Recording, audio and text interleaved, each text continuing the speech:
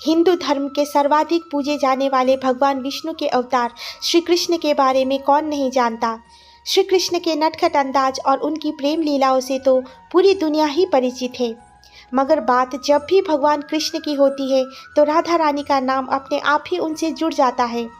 यूं कहिए, राधा कृष्ण जुड़कर एक मंत्र तैयार होता है। इसे जपने से अपार शांति और सुख की प्राप्ति होती है। वैसे तो राधा कृष्ण का नाम सदैव साथ में लिया जाता है, मगर सत्य तो ये है कि द्वापर युग में भगवान विष्णु के अवतार श्री कृष्ण और देवी लक्ष्मी के अवतार राधा रानी कभी भी एक दूसरे के नहीं हो सके थे। इसके बावजूद उनकी प्रेम कहानी आज भी अमर है। मगर शादी श्री कृष्ण ने भी की थी और राधा रानी ने भी की थी। पहले शादी राधा रानी की हुई थी। उनकी शादी उनके बाल सखा आयान से हुई थी। राधा रानी और आयान की शादी से जुड़ी एक बेहद ही रोचक कहानी है। राधा के पति का वर्णन ब्रह्मवृत पुराण में किया गया है। ये वेद व्यास द्वारा रचित 18 पुराणों में से एक है।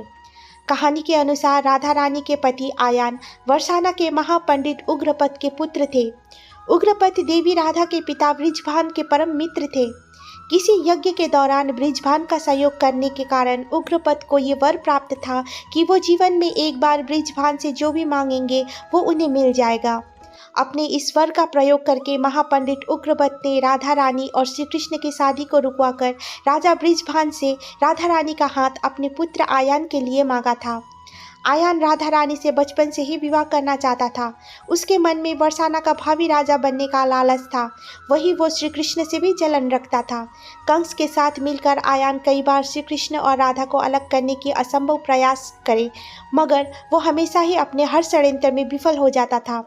राधा रानी और श्री कृष्ण की शादी भी वो मात्र अपने पिता उग्रपद को मिले वचन के कारण ही तोड़ सका था।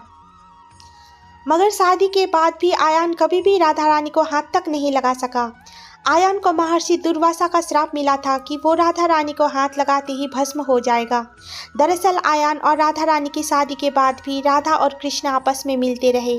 उनकी प्रेम लीलाओं से परेशान होकर आयान ने अपने पति होने का हक राधा रानी पर जताने की कोशिश की। आयान छल से राधा रानी को एक ऐसा फल खिलाना चाहता था जिसे राधा रानी अपने वश में करके वो उनके साथ संबंध बना सके, मगर वो ऐसा नहीं कर पाता।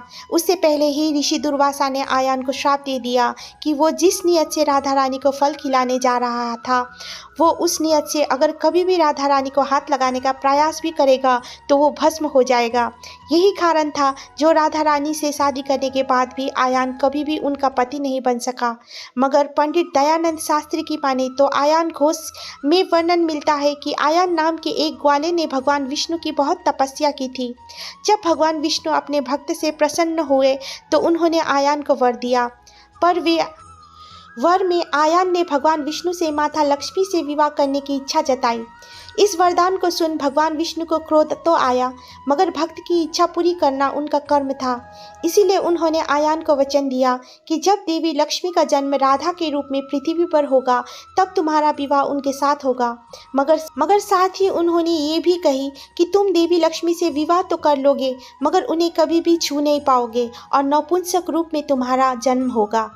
तो दोस्तों, अगर आप लोगों को ये कहानी पसंद आई हो तो कमेंट बॉक्स में ज़रूर बताइए और वीडियो को लाइक और सब्सक्राइब जरूर कर दें, क्योंकि आपकी एक लाइक और सब्सक्राइब हमें और भी नए अच्छे वीडियो बनाने में प्रेरित करता है। आज के लिए इतना ही, मिलते हैं अगली वीडियो में। धन्यवाद।